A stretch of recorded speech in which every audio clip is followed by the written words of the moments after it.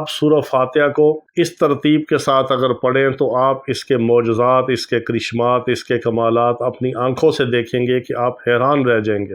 دنیا کا کوئی بھی کام ہو، زندگی کا کوئی بھی مقصد ہو، کوئی بھی حاجت ہو، ایک دن آپ سورۃ فاتحہ پڑھیں گے تو اس کے کمالات اپنی آنکھوں سے، اس کے کرشمات دیکھیں گے، کیونکہ اللہ رب العزت کا جو پاک کلام ہے یہ اللہ رب العزت کی ذات سے نکلا ہے۔ جس طرح اللہ رب العزت کی ذات لامحدود ہے، اس کی صفات بھی لامحدود، اور اس کا جو پاک کلام ہے اس کی بھی کوئی طاقت، کوئی اس کی حد، کوئی اس کی پاور کی انتہا نہیں ہے، وہ ان سب چیزوں سے اوپر ہے۔ جس طرح میرے رب کی ذات کو بقا ہے، اس کے کلام کو بھی بقا ہے، اس کو فنا نہیں ہے۔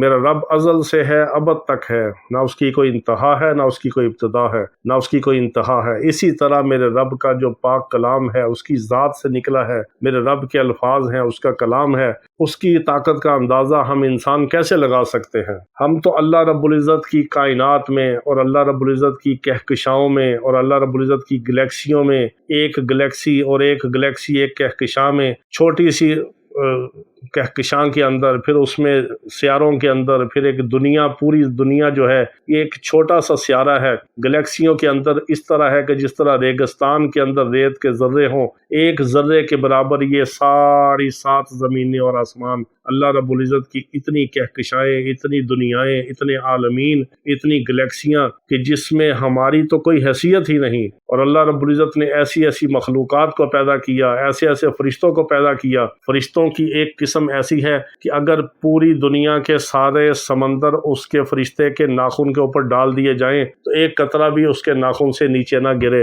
ایسے ایسے اللہ نے فرشتے پیدا کیے ہیں جن کے ناخن ایسے ہیں، اور ان کا قد کیا ہوگا، ان کی طاقت کیا ہوگی، ان کا جسم کیا ہوگا، ان کی پاور کیا ہوگی، ان کے اختیارات کیا ہوں گے جو اللہ نے ان کو عطا فرمائے ہیں، ہم اندازہ بھی نہیں کر سکتے۔ اتنی جدید ریسرچ اور میڈیکل سائنس کے باوجود بھی آج میڈیکل سائنس بالکل فیل ہے، ایک مکھی کا پر بھی نہیں بنا سکتے۔ اللہ رب العزت نے جو مکھی کو پیدا کیا، جو کائنات کو پیدا کیا، ایک باز جو اللہ نے پیدا کیا کہ باز جب اپنے شکار کے اوپر جپٹتا ہے تو اس کی زمین پہ اور نیچے آنے کی اور شکار کے اوپر، مچھلی کے اوپر یا مرغی کے اوپر یا کسی پرندے کے اوپر جپٹنے کی جو اس کی سپیڈ ہے وہ 300 کلومیٹر فی گھنٹہ کی رفتار سے وہ نیچے آتا ہے اور آنکھوں سے دیکھتا ہے اور آنکھیں کھلی رکھتا ہے۔ ہم گاڑی چلاتے ہیں 110-20 پہ تو ہمیں آگے سکرین کی ضرورت ہے۔ 110-20 پہ اگر ہم موٹر سائیکل لے کے جائیں یا گاڑی کو چلائیں تو ہماری آنکھیں خراب ہوں اور ہوا کے پریشر سے آنکھوں کی پتلیوں کے اوپر اٹیک ہو۔ تو اللہ نے کیا کائنات بنائی ہے، کیا مخلوقات بنائی ہیں، کیا نظام بنایا ہے جس کو ہماری عقل سوچ بھی نہیں سکتی۔ تو اس اللہ کا یہ پاک کلام ہے، اس اللہ کی یہ طاقت ہے، اس کی ذات سے نکلا ہے۔ اللہ کے کلام کو اللہ کا کلام سمجھ کے پڑھیں، اس کو دنیا کی کتاب اور دنیا کا ورد وظیفہ اور جنتر منتر کی طرح نہ پڑھا کریں۔ اللہ کا کلام تو اللہ کی ذات سے نکلا ہے۔ جتنا آپ اللہ کی ذات کے استحضار کے ساتھ، یقین کے ساتھ، شوق کے ساتھ، محبت کے ساتھ، توجہ کے ساتھ، عشق کے ساتھ آپ پڑھیں گے، اتنی زیادہ آپ کو اللہ کے پاک کلام کی برکت ملے گی، اتنا زیادہ آپ کے اوپر اس کے کرشمات کھلیں گے، اتنا زیادہ آپ اس کے کمالات دیکھیں گے، اتنا زیادہ آپ کے اوپر برکات کا ظہور ہوگا۔ اللہ رب العزت کا جو پاک کلام ہے، پھر اس میں جو سورہ فاتحہ کی جو فضیلت ہے، برکات ہے، جو اس کی طاقت ہے، جو اس کی 7 آیات کی جو تفسیر ہے، پھر اس کے الگ الگ جو خواص ہیں، پھر اس کی ذوالخاصہ جو تاثیر ہے، وہ کیا اس کے اندر کمالات اللہ نے رکھے ہیں کہ انسان کی زبان کیا بیان کر سکتی ہے، ہماری عقل سمجھ کیا سوچ سکتی ہے۔ مفسرین نے سورۃ فاتحہ کے اوپر درجنوں کے حساب سے جلدوں کے اندر کتابوں کو لکھ دیا اور ایسی ایسی اس کی تفاسیر بیان کی کہ اس کے ایک ایک حرف کے نقطے کے اوپر جو ہے وہ سینکڑوں صفحات بھی جو ہیں وہ کافی نہیں ہے۔ تو یہ اللہ رب العزت کا پاک کلام ہے۔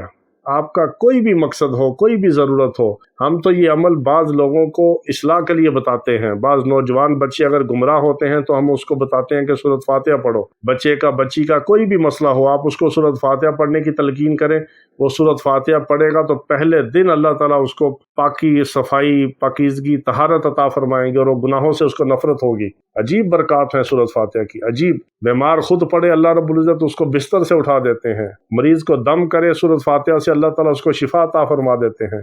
میرے آقا علیہ الصلوۃ والسلام نے اس کا نام سورۃ الشفا فرمایا۔ یہ 7 آیات جو ہیں یہ 7 زمین 7 آسمان سے زیادہ وزنی اور قیمتی ہیں۔ ان 7 آیات کے اندر 7 زمینوں 7 آسمان کے اللہ نے خزانے رکھے ہیں، اور سورۃ فاتحہ آپ کو کوئی بھی ضرورت ہو، کوئی بھی حاجت ہو، آپ ایک دن اس کو پڑھ کے دیکھیں 70 بار، اول آخر درود ابراہیمی 7 بار 7 بار پڑھیں، اول آخر آپ درود ابراہیمی 7 بار پڑھیں، اور سورۃ فاتحہ کو آپ 70 بار پڑھ کے دیکھیں۔ پہلے دن آپ اس کے کرشمات دیکھیں گے اور آپ کی دعا قبول ہوگی۔